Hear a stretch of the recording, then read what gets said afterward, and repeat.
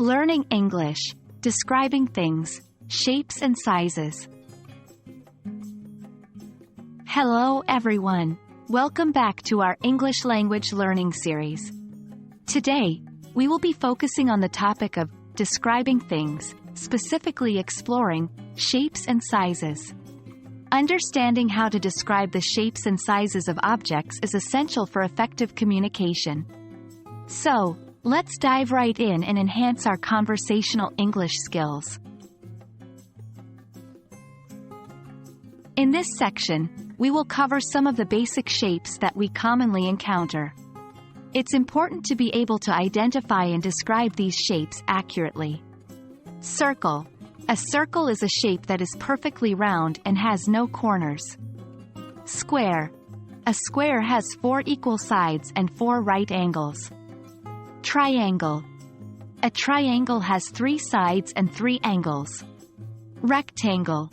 A rectangle has 4 sides, with opposite sides being equal in length and 4 right angles. Oval.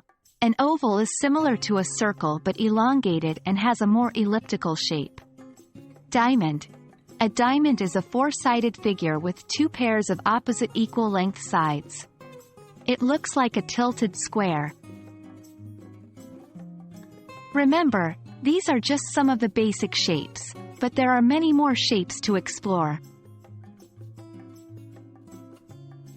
Now, let's move on to discussing how we can describe the sizes of objects. Being able to express the size accurately will help you communicate more effectively. Big, large. When an object is of considerable size, we can describe it as big or large.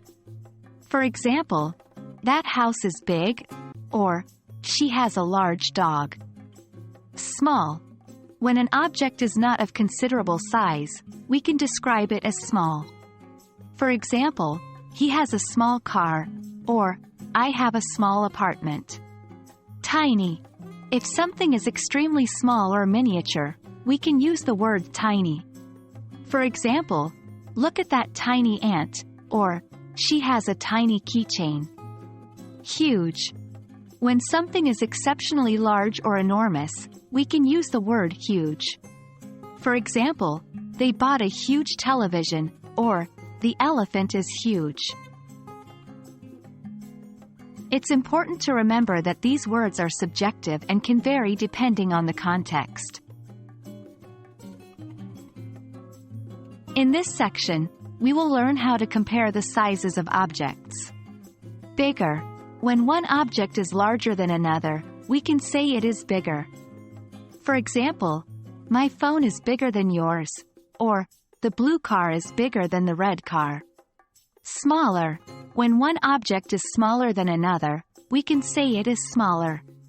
For example, her backpack is smaller than mine, or the orange ball is smaller than the green ball. The same size. If 2 objects have equal size, we can say they are the same size. For example, both apples are the same size, or the 2 cups are the same size. Remember to use appropriate comparison words to accurately describe the sizes of objects.